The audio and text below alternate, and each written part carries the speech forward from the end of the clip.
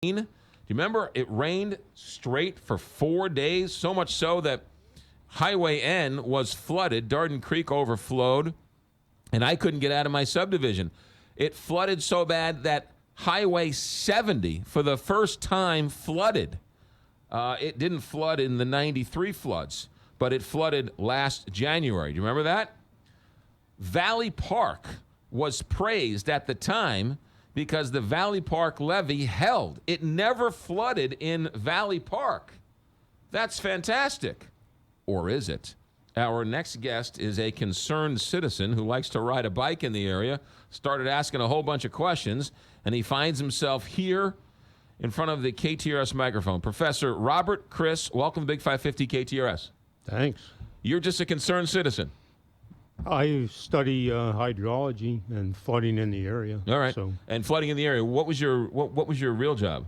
Well, I teach hydrology. I'm teaching hydrology now, and Where do you teach? At Washington University. Well, okay, so you're a Washington University professor, and you were riding your bike last wintertime, correct? Mm-hmm. Where were you riding your bike? Well, I was on the top of the Valley Park levee at that time. And what happened?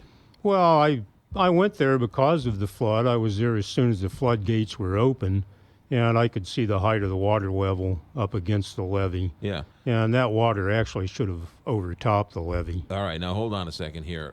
One of the big stories of last winter was that the Valley Park levee held, and that was saved so many people from it overflowing. Mm-hmm. You're riding your bike, and as a water geologist, you said, wait a minute, it shouldn't have held?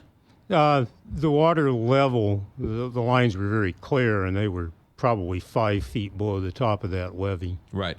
Why are you saying it shouldn't have held the water? Well, the authorization level of that levee was much, much lower than the top of the levee actually was. In English, what are you talking about? If you have a skyscraper built, you cannot build a 100-story skyscraper in Ladue. It's not allowed. There are rules as to how high things are built or what construction standards are.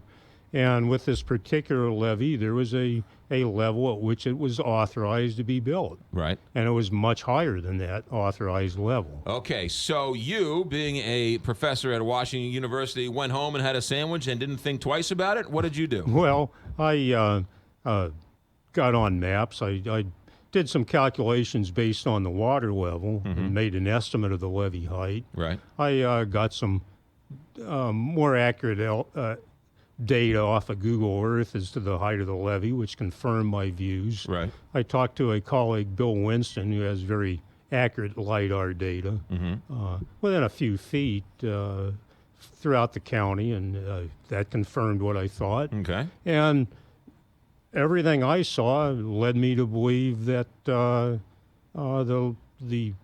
levee was constructed much higher than it was authorized. Okay, so Robert Chris, this is not a 100-story building in Ladue, and you're not blocking the views of anybody in Valley Park. Sounds to me like that's a good thing. They raised the levee a little higher than they was supposed to be, and it saved a whole bunch of people from being flooded out. Well, there's a problem with that logic, and it was actually pointed out before the Civil War. In 1852, a really eminent engineer named Charles Ellet made a 100-page report to Congress, and he told them, you cannot correct with levees the problems that levees cause. The idea is you start building levees, you pile up water, you make water levels higher, you flood somebody else. It was recognized over 150 years ago, and it's also true today.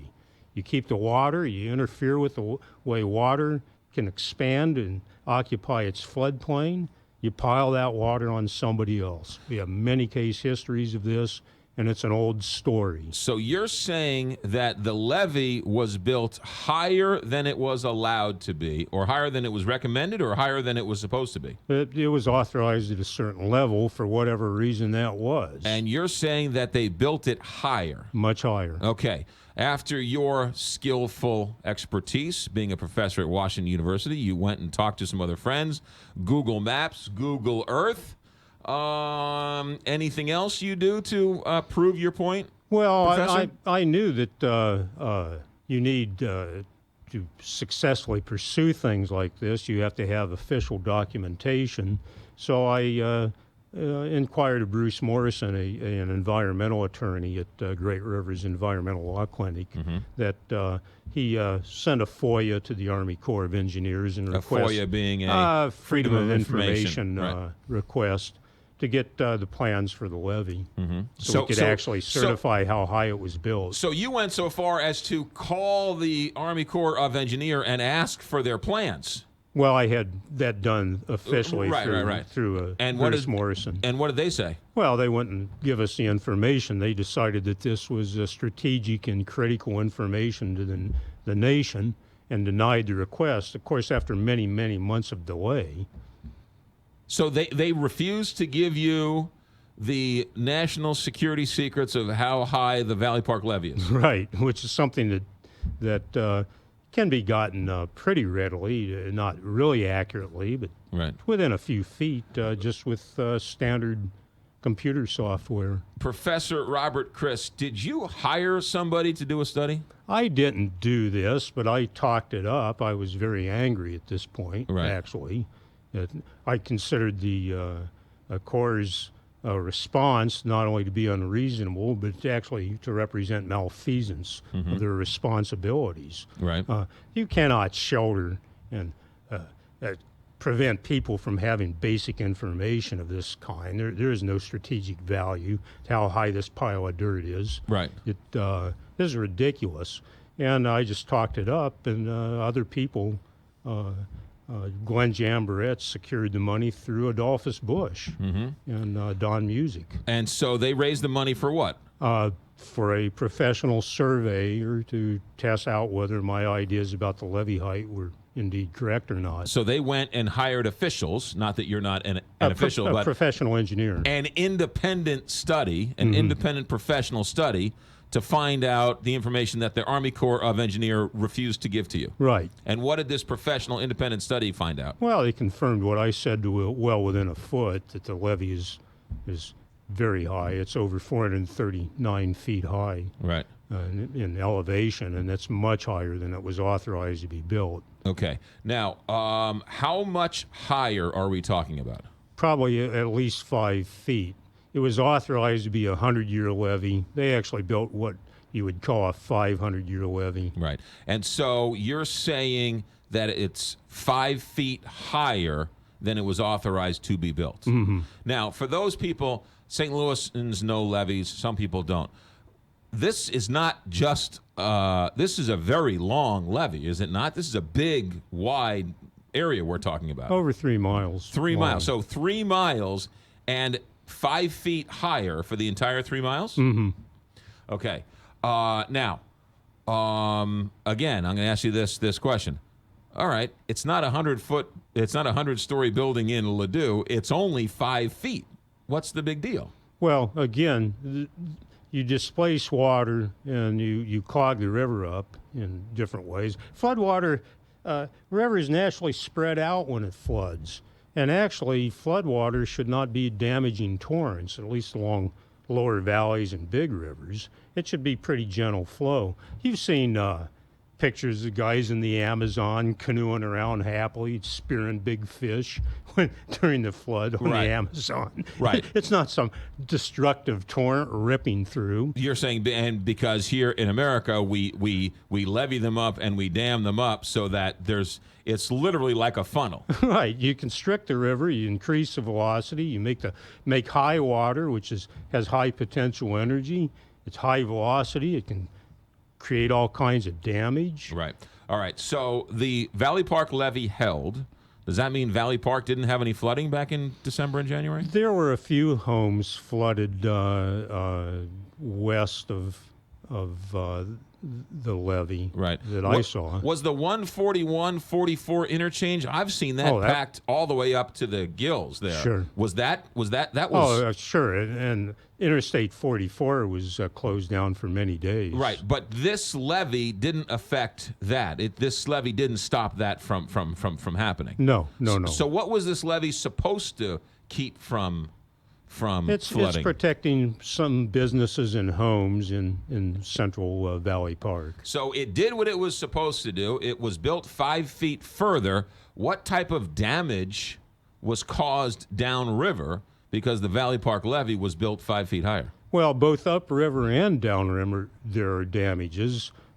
Constricting the river is essentially, it's analogous to building a dam. So the water level actually has been dramatically flattened from Valley Park upstream.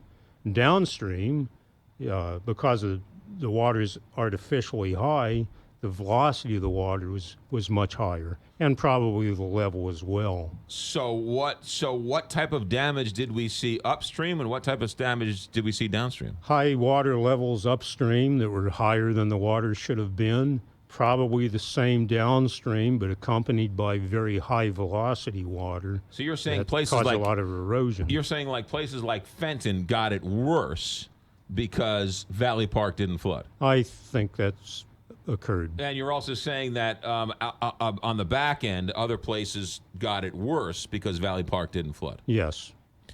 That's the history of so-called flood control in this part of the world. We built all these structures, and what we see is the more we build, the worse the floods get. Right. Some flood control. Professor Bob Chris is our guest. He is a professor who took a bike ride and didn't like what he saw, and you started this conversation. What do you want people to know? You've rung some type of bell here. What do you want people to know? Well, the first thing is that flood control is a myth. We are making floods worse and have been doing it for over a century in this part of the world. River control is a myth. Mark Twain recognized this. Many others recognized this and wrote about it. And yet we keep doing the same things. It's like Alcoholics Anonymous. The first thing to do when you're trying to solve a problem is recognize that you have a problem. Then you stop doing the wrong thing. We're not there yet. And the Army Corps is at front and center of the heart of this problem. There's somebody's house who wasn't flooded because of the 5-foot increase in the Valley Park area. Sure. What would you say to that person who's saying, luckily, thank goodness they built it 5 feet more? Well, sure, but any time you offer certain kind of protections at the expense of others, then that's fine if those are the choices we choose to make, but there's got to be compensation to those that are impacted. Right. I guess the other question is, why are you building in a floodplain in the first place? Well, right. Right. Absolutely. Right. Which then brings up the ultimate question: why does Maryland Heights want to build in the floodplain by the Missouri River? These are terrible rules and decisions being made in our community, and they're going to hold St. Louis back in the coming years. We are already struggling as a metropolitan area relative to where we were 100 years ago. St. Louis is incredibly unimportant, and that lack of importance has to do with poor decisions we have made, poor land use decisions, poor economic decisions, and we continue to make these bad decisions. Explain to me how building a levee and bad land management is bad for the economy or bad for our economy. St. Louis is in a beautiful agricultural region. We have marvelous water resources. This city is more water rich than almost any city in the world. We have beautiful ag lands and bottomlands. Our future, the goal of our future, is in having this valuable bottomland and water supplies, both groundwater and surface water supplies that go along with it. That is the goal in our future, not a bunch of strip malls built in floodplains that rob business from others and have tax advantages and everything else that give them special advantages. This is just bad business. When you say bottoms, and I'm certainly no expert, but that is some of the richest soil the world has ever created. Yes, we have a world of increasing population. These people need food and water first and foremost. So what are we going to sell them? Sneakers from some big box store in the floodplain that brings along with it impacts to our tax base and what has the flood Army risk? What has the Army Corps of Engineers said since they refused to give you their documents? Well, they don't say anything to me. But I mean, I find it shocking that they refused to give you It's outrageous. the documents, right? I mean, that is outrageous. Well, they did give them as soon as the engineers report was released. A week later, the Army Corps released those documents. Now, if that isn't okay, so who authorized them to build the levee 5 feet taller? well, I don't know that. I certainly think that should be That's a question to ask somebody. found out. Right, because you can't, as you said, you can't build a building 100. If you've agreed to a zoning of 6 floors, you can't build a 10 Right. floor apartment building. Right. Yeah. So Rules why are did rules. why did they were authorized to build it so high and they built it 5 feet higher? They seem to do what they want, Yeah. and they seem to get away with it pretty consistently. Yeah. And that's causing us a regional problem. What's your next step in all this? Well, I don't know. I'm a researcher. I actually Right. write papers and develop equations and do things. I just try to Yeah. blunder along as best I can. This becomes a legal issue at this point, and Right. I'm really Is not anybody the right ask, I person. mean, is anybody asking the legal question? I mean, what jurisdiction is that? Is it a federal issue? Is it a county issue? But I would think if somebody built a building higher than they were supposed to, somebody would be asking the questions. Right. Those things, I'm a professor. I cannot. Right. I mean, I'm outside my comfort zone on The Valley Park levee was built when? 2008. 2008. And it was finished in 2008. Maybe 5. I remember. Very recently. I remember back, and I got a break. I'm so. Can you hold on to Yeah. the break? Professor Robert Chris is our guest, a Washington University professor, telling the world that the Valley Park levee was built 5 feet higher than it was supposed to, therefore causing damage both upstream and downstream. Who authorized it? We'll come back, talk more with him. 928, Big 550. 934 here, Big 550 KTRS. Remember the floods from last January? Well, our next guest was driving a bike. He was a professor at Wash U and said, hey, wait a minute, the Valley Park levee should have overtopped.